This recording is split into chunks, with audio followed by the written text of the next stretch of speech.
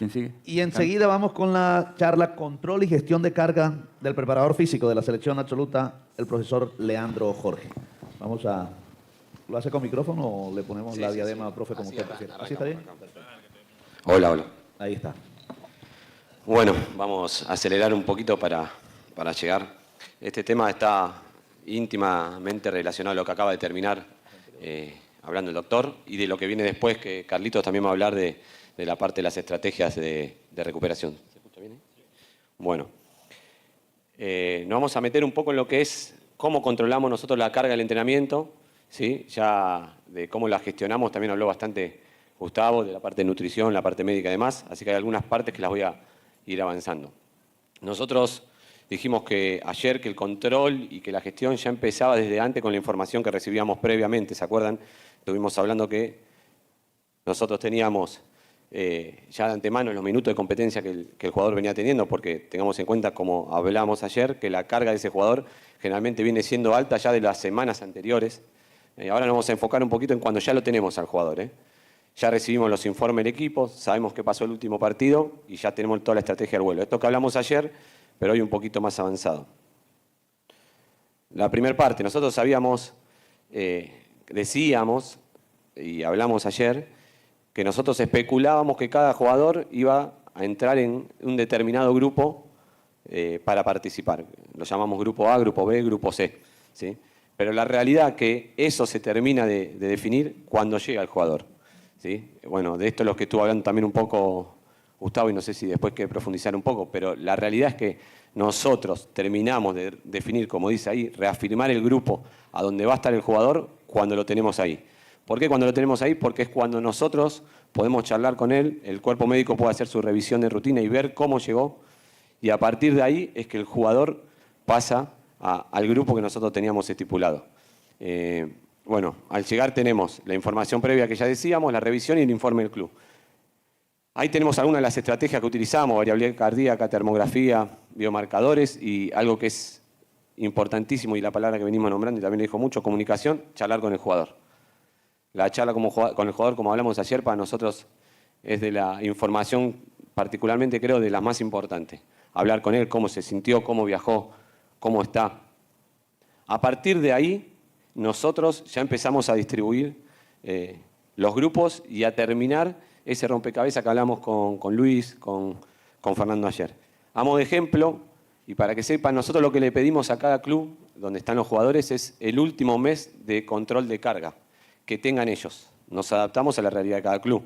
No le pedimos nada en particular. Algunos nos mandan solo informe de GPS, otros nos mandan informe de GPS y distintas evaluaciones, lo que haga cada club.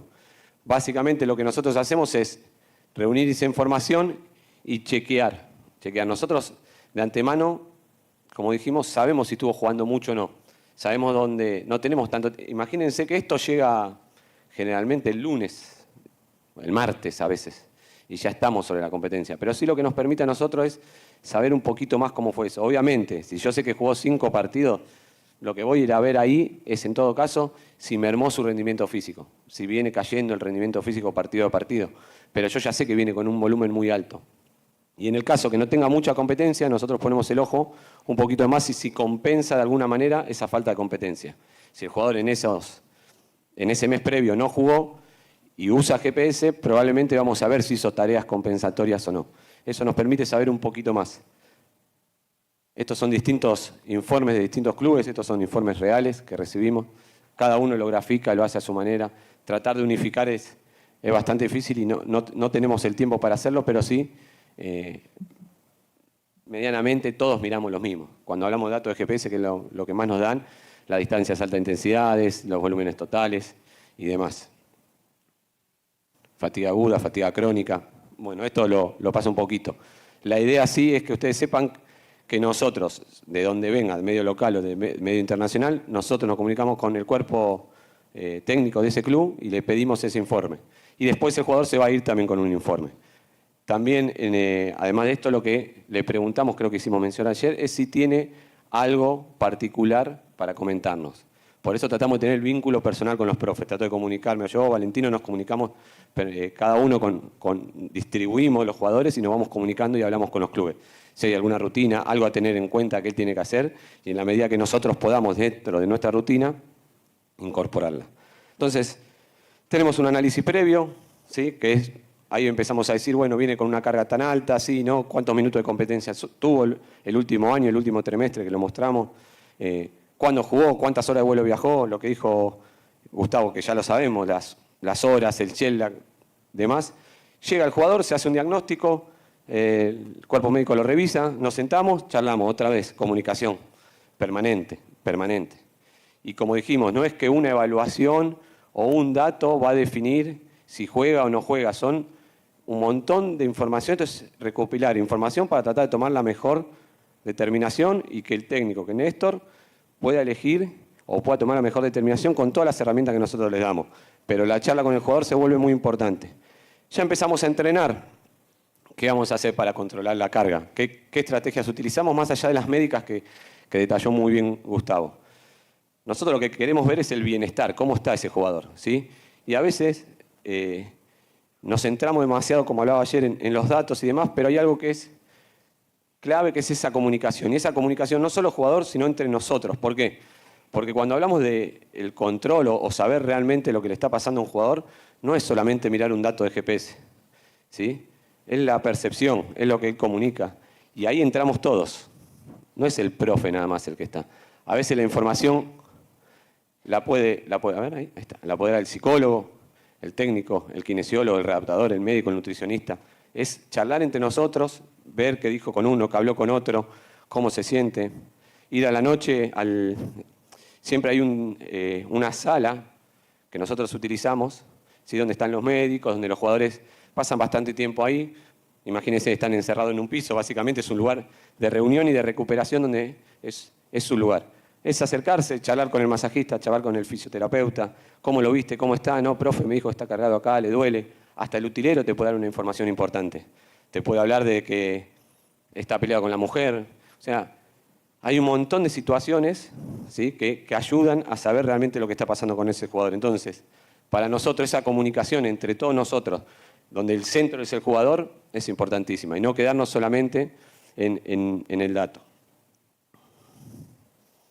Ahora, las más comunes y me parece lo más importante para hablar, que son las estrategias que podemos utilizar todos. Por eso las detuvimos acá y capaz las explicamos un poco más. Nosotros lo que hacemos es, hacemos wellness, percepción, GPS y indicadores como CMJ en plataforma de fuerza, termografía, variabilidad cardíaca, como dijimos. También las hacemos, pero nos vamos a detener un poquito en las primeras. Perdonen si voy un poquito rápido, pero después cualquier cosa aclaramos. ¿Cómo manejamos el wellness? ¿Cómo manejamos ese cuestionario para saber cómo está el jugador?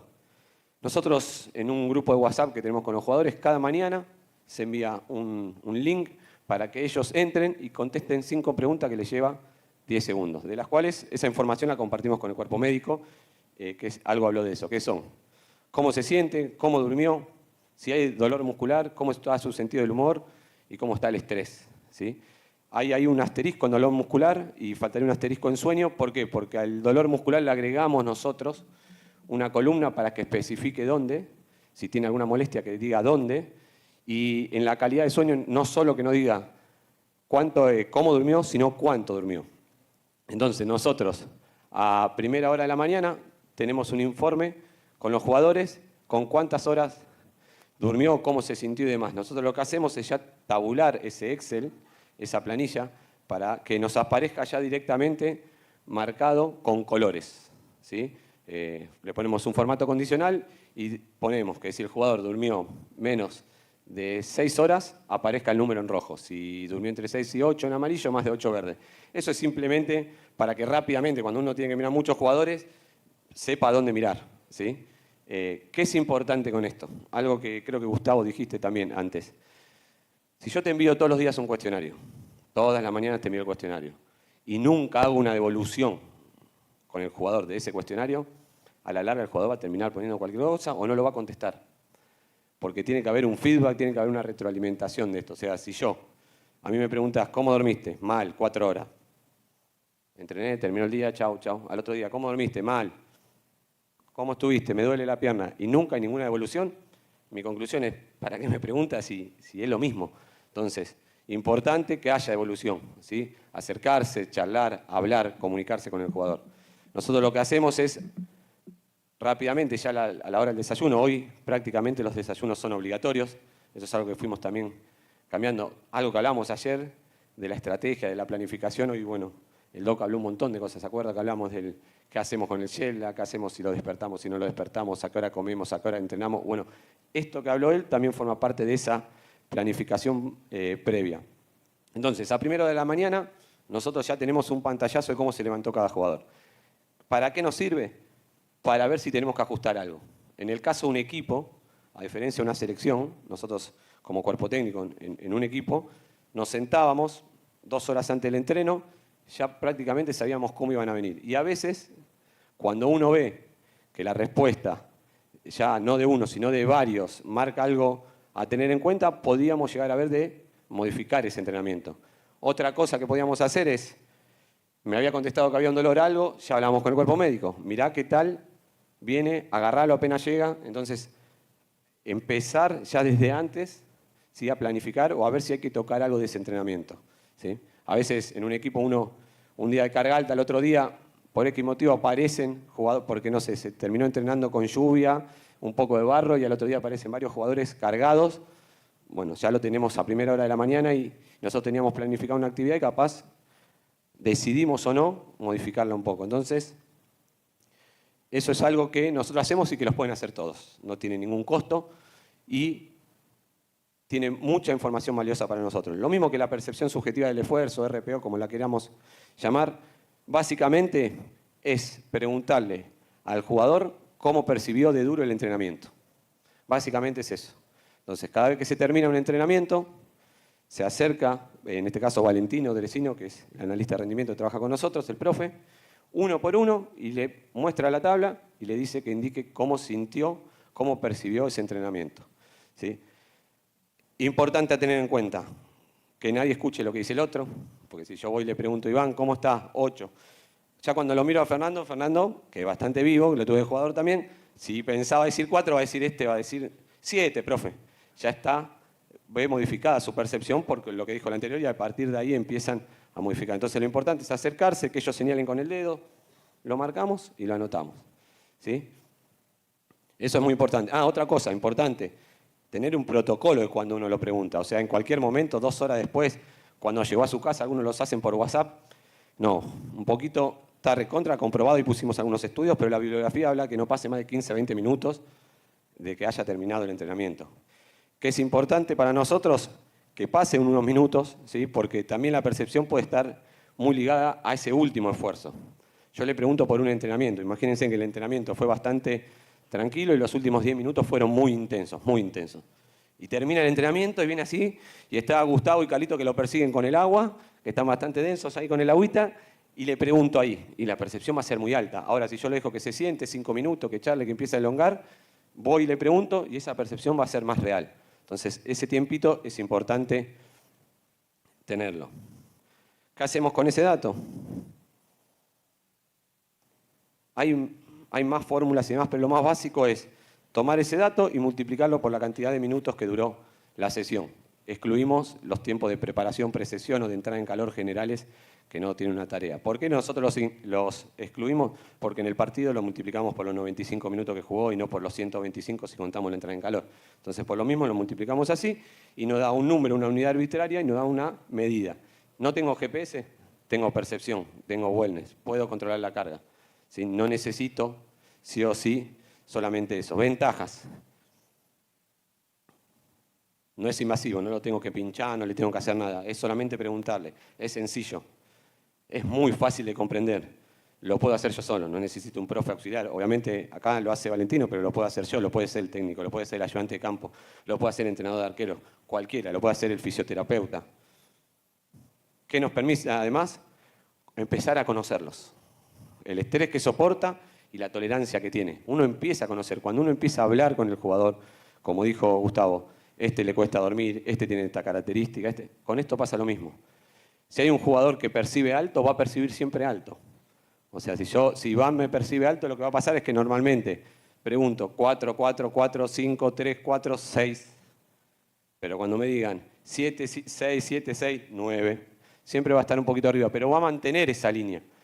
Otra cosa que nos pasa cuando empezamos con esto, que obviamente si el jugador nunca lo hizo, los primeros datos fluctúan mucho y no son tan precisos. Cuando el grupo se acostumbre, cuando el jugador ya tiene este ejercicio, es algo simple y van a ver que todos van iguales. Todos van de la mano.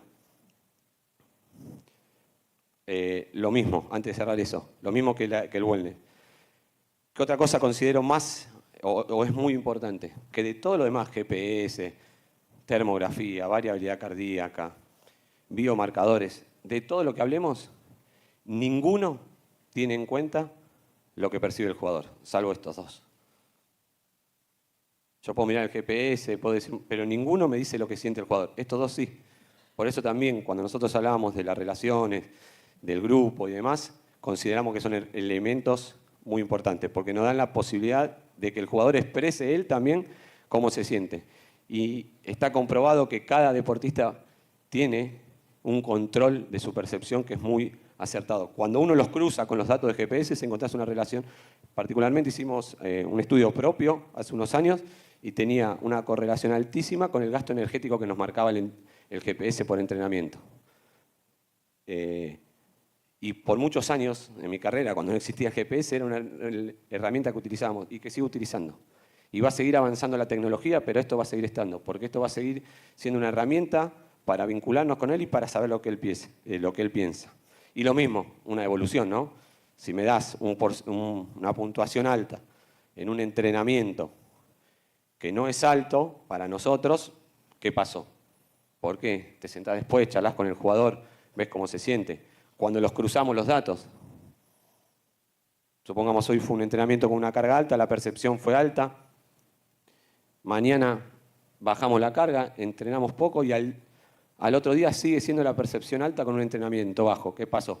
Y capaz hay cansancio acumulado, todavía no se llegó a recuperar. Entonces, esto nos marca esas cosas. Más allá porque el GPS ese día se trabaja poco y los datos van a ser bajos. ¿Sí? Pero capaz el jugador ante un estímulo bajo reporta una percepción alta. Y si es uno es una cosa, pero si ya en la mitad del grupo vos decís, no, hoy la percepción va a ser de 3, 4 y la percepción es de 6, y en casi todo el grupo te está marcando algo, el grupo está cansado, los tiempos de recuperación no llegaron. ¿Es un solo jugador? Doc, mirá que me está percibiendo alto, se está por enfermar, capaz me dice, o lo revisa y al otro día tiene fiebre. Está en un proceso virósico. O sea, cuando uno empieza a cruzar, lo mismo pasa ahora con el GPS, entonces yo puedo decir, GPS, ¿cómo fue el entrenamiento? No, el entrenamiento fue mediano, ¿cómo es la percepción alta? Una vez, 2 veces, 3 veces, lo conozco, ya sé cómo percibe, ya sé cómo responde, se me va de los parámetros normales, ahí ya tengo una señal. Pasando al GPS un poquito más rápido, pusimos acá las métricas o los datos más importantes que todos los profes miramos, ¿sí? Que básicamente lo voy a explicar un poquito por arriba, porque es específico, no es tan importante en sí. Nosotros miramos la distancia total recorrida, que es junto con la velocidad máxima, los dos datos que siempre quiere el jugador. El jugador quiere saber, ¿cuánto corrí hoy? ¿Cuánto corrí? Ese es como cuando termina el partido. ¿Y cuánto corrí, profe? Y si hicimos algo de velocidad, ¿y a qué velocidad llegué? Son dos datos que piden siempre. Que es un indicador de volumen, en definitiva. Los metros por minuto, que es un indicador de intensidad ya. ¿Por qué? Porque la distancia total me habla de cuánto tiempo. Yo mido distancia total, 8.000 metros. ¿Fue mucho o fue poco? ¿Y fue intenso o no fue intenso? ¿Cómo lo sé? Si yo no tengo los metros por minuto, o la duración del entrenamiento. ¿Cómo sé si fue mucho o poco? Pudo hacer 8 kilómetros caminando como estoy yo acá, que capaz después, como camino mucho, me lo marca el Apple Watch, o pueden ser 8 kilómetros en 20 minutos. Cambia radicalmente. Entonces, metros por minuto para saber en cuánto tiempo lo realizó, eso me va a dar una percepción de la intensidad. La distancia es alta intensidad. Hoy ya los cuerpos técnicos todos sabemos que lo que importa no es el volumen, sino la intensidad a la que la realizó. Si las acciones definitorias en el fútbol, ya sea marcando o atacando o convirtiendo un gol, nunca son caminando. vienen o con una acción alta intensidad o precedida mínimamente de una acción alta intensidad. Como mínimo una aceleración alta intensidad para ganar una posición. Salvo que esté parado en el área, nadie lo marque, se la pasen y ni se tenga que mover y empujarla. Es una acción atípica. Pero el que desbordó y tiró el centro seguramente es una acción alta intensidad. Entonces, lo que se mira es esa intensidad, ¿sí? Esos valores. Esos son los que corren cada vez con más importancia. Nosotros hablamos de zona 4 a 6.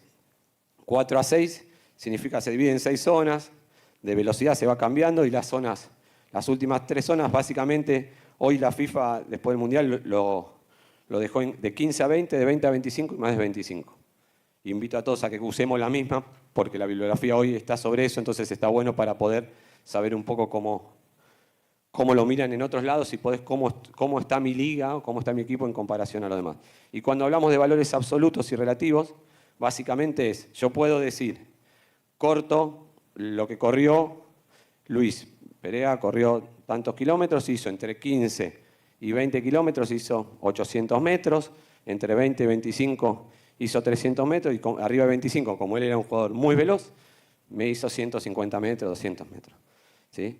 Ahora, yo corto igual para todos, pero al lado de Luis está Carlito, y Carlito es más técnico y lo suyo no es la velocidad, ¿no, Gustavo? No es la velocidad de Carlito, pero él es técnico.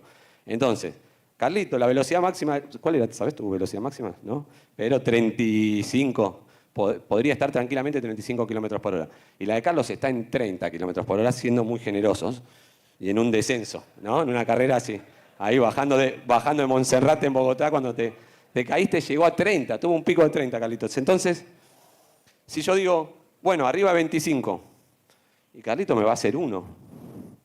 ¿Por qué? Porque está casi en su velocidad máxima. Ahora Lucho hace así y ya está en 25 kilómetros por hora, porque su capacidad es 35, 36. Ahí es cuando separamos en valores absolutos y relativos. Para comparar, para saber, uno usa los absolutos, pero para saber la exigencia de cada uno, necesitamos saber un poquito más, saber el máximo de cada uno y hacer un porcentaje. Entonces decir, bueno, considero velocidad, nosotros, por ejemplo, velocidad máxima, hablamos arriba del 90-95% de su velocidad. Si corre a 36 kilómetros por hora, no puedo decir que está haciendo velocidad máxima a 30 o a 29.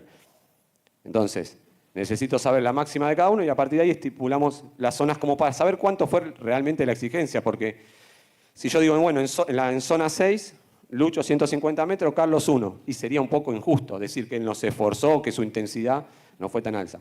En comparativa, en datos absolutos para todos, sí, Lucho fue mucho más intenso. Ahora, en la intensidad relativa a lo que cada uno dio, capaz Carlos hizo un esfuerzo mucho más grande que Lucho, ¿sí? Porque esa es su capacidad. Las velocidades máximas, que es otro dato importante que también nosotros los mostramos ayer en los informes previos, ¿sí? que lo tenemos en cuenta. Y los sprint.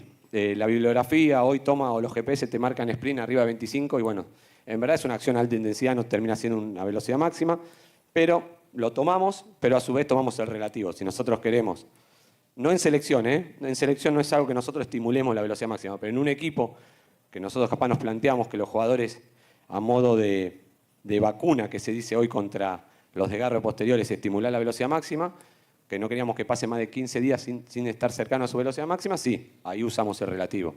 A cada uno le controlamos que llegue por lo menos al 95% de su capacidad alguna vez en esos entrenamientos. Entonces ahí sí necesito su dato real. Y el gasto energético es otra variable que te da el GPS, que no con Catapult, sino con otra marca, es que nosotros hicimos un estudio y encontramos una correlación muy alta con lo que nos marcaba la percepción del esfuerzo. Seguimos. Y ya para ir un poquito terminando, lo que dijo Gustavo, información, datos, saltos, mediciones, temperatura, percepción, GPS. ¿Cómo lo gestionamos? Comunicación, charla, debate, esto que está acá, así es nuestro día a día en el microciclo. Sí, la gente acá está de sub-23, sub-20, lo mismo, hoy hablábamos esto, es sentarse, charlar, debatir, opinar, qué vio el técnico, qué vio el ayudante, qué sentimos. No necesariamente tiene que ser una reunión organizada donde todos nos sentamos una hora y debatimos, no, es charlar, es comunicarnos, es lo que decíamos. Viene Gustavo, me dice, profe, ojo que me parece que tal cosa, tal jugador lo notamos cansado, ayer vino, me lo avisa para el día posterior, entonces voy, estuvo con vos, Carlito, ¿qué te pasó? ¿Qué viste? Hablamos con el técnico. Néstor, mirá, vemos, bueno, profe, capaz, vamos a hacer esto, lo podemos ir rotando acá. Bueno, es eso, es comunicarse, es charlar, es gestionar. No hay un dato que me va a marcar la realidad, no hay una receta para esto. No es que decimos, no, si los valores de GPS superaron en esta distancia, yo le digo al técnico, sacalo, no hace nada. No, no es tampoco así. No, porque me marcó que durmió mal, no entrena. O porque la termografía no marca una zona. No, lo que va a pasar seguramente es que si la termografía marca una zona donde el jugador todavía no está del todo recuperado, lo va a agarrar Gustavo, lo va a agarrar Carlos cuando termine el entrenamiento, y si ese jugador no pasó por el hielo, seguramente lo va a obligar a ir al hielo. Hay días que capaz lo deja opcional. Y dice, no, hoy es opcional, pero vos y vos tienen que venir. Tenés que ir con Carlos, tenés que masajearte. Entrenamos a la mañana, a la tarde, pasá por la sala de recuperación. Seguí tu recuperación. Es acercarse, es decirle al jugador. También en esto es importante, como dijo Gustavo, es charlar con él y que entienda y educarlo en que toda esta información es para él. Y como le digo yo particularmente, nosotros lo que queremos es que el día del partido estés impecable y rinda lo mejor posible. Todo esto que te preguntamos, que te hacemos hacer, que te hacemos saltar, que te sacamos una foto, que el médico está atrás con el agua, que te obligamos a hacer hielo, es para eso. Y un dato de GPS o que vos me mientas en una percepción no va a cambiar que entres o no.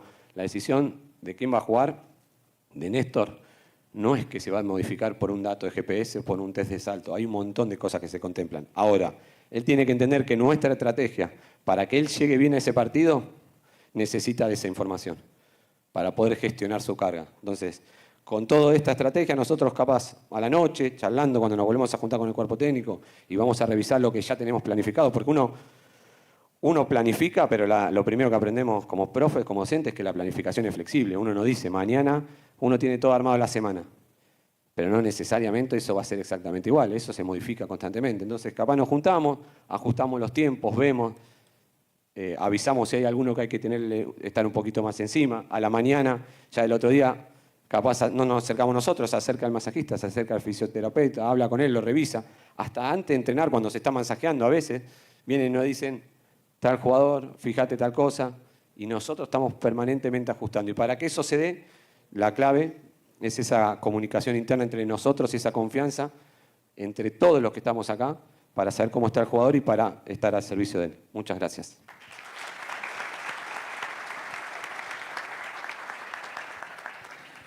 Muy bien, muchas gracias al profesor Leandro Jorge. Vamos con unas preguntas antes de ir al break. ¿Quién tiene el micrófono? No, muy buenos Le días. metí ritmo, perdón. Llegamos, estamos a tiempo. Muy buenos días, profe. Buen día. Mi nombre es Luis Orlando López, soy licenciado en Educación Física y futbolista. Es que he estado muy atento a lo que has hablado del PDFC, pero también he puesto cuidado de que dicen de que Carlos El Pibe Valderrama era uno de los jugadores más rápidos del mundo y no hacía tanto recorrido en el campo de juego. Usted hacía la comparación de Luis Amaranto Pereira con el profe. Técnicamente puede ser mucho más rápido un jugador. También decía su paisano Riquelme que nada sacaba con recorrer 12 kilómetros y no entregaba 10 balones bien o 15 balones bien y se perdía el partido. Entonces, esa estadística de la parte técnica también nos hace falta un poquito. No, sí, está. En el caso de Carlos fue un ejemplo porque Luis técnicamente también era mejor que Carlos, ¿no? Pero Carlos, no lo puedo matar a Luis así de acá.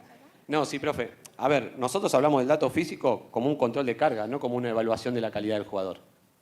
Lo que sí queríamos aclarar es que sería injusto si yo a una persona que corre, o sea, que vos me midas a mí, que hoy corro a 26 kilómetros por hora, y me digas, no te esforzaste porque no superaste los 25, pero para superar los 25 capaz necesito sprintar 40 metros. Y compararme a mí con Luis.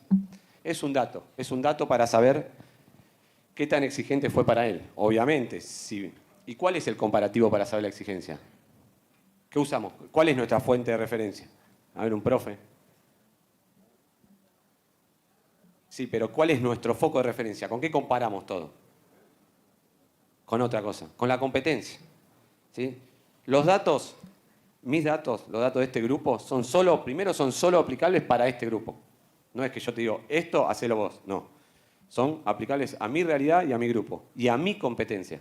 Entonces el parámetro más importante en cualquier deporte, lo primero que me llaman a mí y me dicen, mira, tenés que entrenar a un equipo de básquet. Lo primero que tenemos que saber es cuánto corre, cómo es, qué características físicas tiene ese deporte para entrenarlo. que necesito saber cómo es la competencia. Una vez que yo sé cómo es la competencia, puedo decir si un entrenamiento tiene la exigencia o no, desde los datos GPS hablando, intensos o no intensos, o qué tan intensos son en relación a la competencia. Entonces, si ese jugador, si salió por ahí la charla de Buenaventura, el profe de Messi, que está dando vueltas hace años por internet, que en la final de Champions, o que corría 6 kilómetros. Ese es su marco de competencia. ¿Sí? Ahora nosotros tenemos jugadores que corren 13 o 12 y medio. Entonces, ¿es lo mismo 5 kilómetros en ese jugador en el entrenamiento que el otro? No. Entonces, básicamente el dato es no para decir si es mejor o peor, sino para saber desde la carga, tener una referencia de cómo fue de intenso o de volumen ese entrenamiento. Vamos a ir rápido, 4 preguntitas más. Y el break va a ser muy cortico porque tenemos que hacer la siguiente conferencia, la siguiente charla. Hola, muy buenos días. Luzmila Torres, periodista deportiva de acá de Barranquilla. Pues en mi grado de participante y en mi rol de periodista profesor, quiero hacerle 2 preguntas. La primera es la siguiente. Nos encontramos en el fútbol con jugadores que tienen la combinación de 2 cargas, la carga interna fisiológica y la externa o física, bastante equilibrada, pareja. Nosotros normalmente le llamamos, tiene un estado físico natural, pero vamos que son la combinación de estas 2 cargas. Lo veíamos, por ejemplo, en jugadores como Leonel Álvarez, Haider Palacio Jr., por ejemplo, que eran jugadores de ida y vuelta y no se cansaban, podían jugar hasta 90 minutos y más. Yo le quiero preguntar, profe, ¿cómo manejan ustedes en ese tipo de jugadores esas cargas de entrenamiento con respecto al resto que no tienen ese mismo tipo de estado físico natural? Y la otra pregunta es si es necesario 2 etapas de entrenamiento físico en un equipo o doble jornada para tener un estado físico óptimo en su rendimiento. Bueno. Gracias. De nada. La primera pregunta, ¿cómo gestionamos la carga de los jugadores que tienen mayor rendimiento, básicamente, o mayor esfuerzo, me querías decir? O sea, los jugadores que por naturaleza recorren. Nuestro entrenamiento, uno de los principios que cumple es de especificidad. O sea, ayer hablamos que una de las cosas que no teníamos o que contábamos con poco era con tiempo. Y que para aprovechar al máximo ese tiempo tratábamos que los entrenamientos sean lo más específicos posible a lo que el técnico tiene como idea en nuestro modelo de juego, lo que tiene planificado. Ya desde ese principio, las tareas que hay exigen a cada uno en relación a lo que va a pasar en su partido. O sea, si el jugador es un jugador que tiene mucho recorrido en el partido, seguramente cuando hagamos un trabajo táctico, ese trabajo táctico le va a exigir a él mucho recorrido. Y si hay otro jugador, porque juega en otra posición, digamos un central, ese trabajo táctico le va a hacer recorrer también una distancia similar a lo que le va a pasar en el partido. O sea, el mismo trabajo lo enfoca en eso, lo va a ir o le va a dar especificidad también desde la parte física. No sé si me puede explicar. O sea, nosotros no vamos a poner a un jugador, el trabajo solo nunca va a exigir a un jugador que no hace unas demandas a altísima intensidad, a mucha distancia, hacerlo. Es como si yo te dijera que ponga a un jugador central que recorre 8.500, 9.000 metros, que tiene poca distancia de intensidad, a hacer un trabajo táctico donde va a ir por las bandas y tiene que... No va a pasar. Entonces ya desde la tarea eso se controla solo. Y después, no necesita un trato diferencial el que tiene mayor esfuerzo, no. El esfuerzo y la exigencia de él es siempre igual. Todo el año es un jugador que está acostumbrado a rendir o a hacer unos esfuerzos en el partido y seguramente en la semana también tiene esfuerzos mayores a los demás, porque se lo exige desde una práctica de fútbol. Él va a tener ya una diferencia con los demás. No necesita un trato diferencial de ese lado. Si nosotros sabemos, obviamente, cuando uno lo empieza a conocer, un equipo de fútbol te da una ventaja con referencia a la selección, que uno tiene muchas competencias y empieza a conocerlo. Acá para nosotros es de suma importancia y es de mucho valor ellos. ¿Cuántos años tenés acá, Carlos? Gustavo. 13, 14 años. Ellos sí conocen mucho a los jugadores y después de tantos años, después de tantos datos, como decíamos, uno los empieza a conocer más y ahí puede ajustar un poquito más. Nosotros capaz no tanto, pero básicamente sería esa la primera respuesta. Y la segunda era... La doble jornada. La doble jornada. Eso es relativo a qué vas a hacer en la doble jornada. No hay verdades absolutas en el entrenamiento. Cada uno tiene su receta, su método, su forma, y todo es valedero. Y desde afuera, opinar a veces sobre entrenamiento también es injusto y me puedo estar equivocando. O sea, yo, si no, lo primero que tendría que decir, ahí tengo al profe, ¿cómo estás? Un gusto, gracias por estar. Yo estoy acá de la tribuna y digo, mirá lo que está haciendo. Y si yo no sé qué hizo ayer, qué hizo mañana, cuál es el objetivo, por qué lo está haciendo. O sea, no, hacen doble turno. Y capaz el doble turno lo hacen para ajustar determinados trabajos tácticos, porque es una semana que el tiempo se lo permite, porque quieren tener al grupo junto, porque necesitan que estén juntos. Entonces, el doble turno implica que vengan a la mañana, que almuercen, que charlen, que estén juntos, que descansen. Nosotros estábamos en un plantel, te voy a contar una experiencia. En un plantel me pasó tener muchos jugadores que tenían familia por primera vez, primerizos, padres primerizos. Les encantaba hacer doble turno para poder dormir siesta. ¿Entendés? Entonces, había 6 o 7 titulares que tenían chicos de menos de 1 año. Para ellos lo pedían el doble turno. Profe, no nos podemos quedar un poquito a la tarde así. Bueno, si bien él tendría que entender la familia y trabajar para que él pueda tener sus descansos no eran iguales. Entonces, opinar de afuera es muy difícil, pero puede ser necesario para ese equipo y para otro no. De nada. ¿Preguntas? Bueno, antes que nada, felicitarlos nuevamente Profe. y agradecerles esta oportunidad por lo compartido con todo el grupo de entrenadores. Mi nombre es Roberto Carlos Martínez, entrenador licencia C. Quiero aprovechar al doctor Gustavo también. Tengo 2 preguntas, profesor Leandro. En la parte de minutos jugados, sabemos que los jugadores vienen con cierta carga de sus equipos.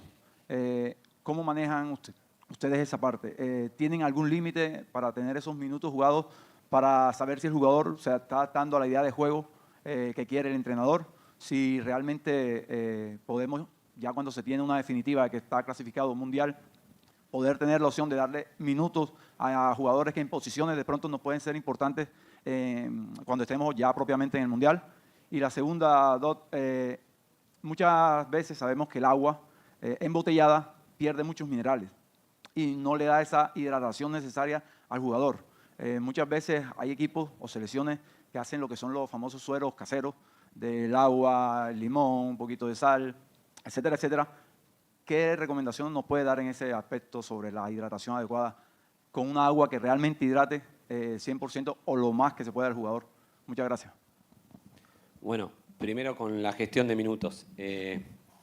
Bueno, va a empezar la eliminatoria del Mundial, todavía estamos muy lejos, tenemos mucha fe y estamos convencidos que vamos camino a eso, o sea que contestarte lo que vamos a hacer de acá a 3 años te mentiría con la gestión de los minutos. Lo que sí te puedo decir que nosotros lo que hacemos, cuando hablábamos de saber los minutos previos que viene jugando el jugador, es para saber o tener una foto de cómo fue su último tiempo.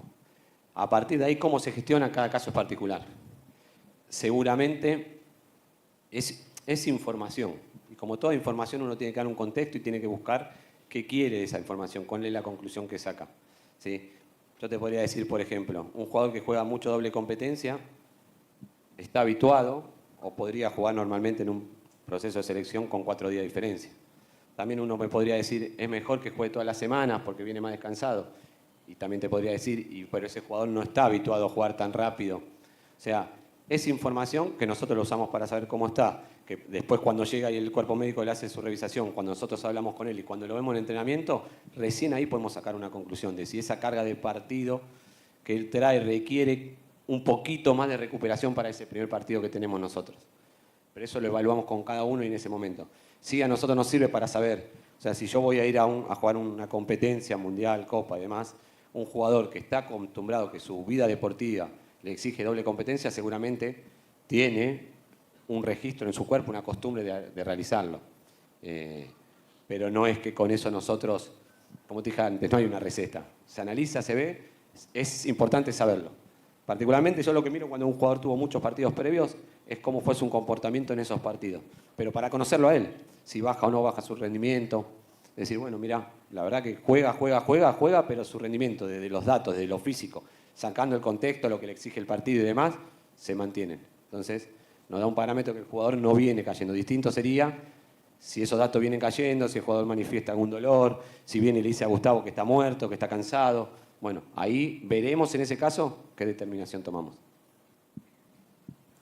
Bueno, Yo pienso que uno cuando está dedicado al área de deporte, no solo aprende de fútbol, uno aprende de tenis y uno aprende de golf, como lo más cercano que tengo yo a la mano, aprende de ciclismo, porque usted se pregunta cómo hidratan los ciclistas. Usted ve un partido de básquet, esos manes no hidratan.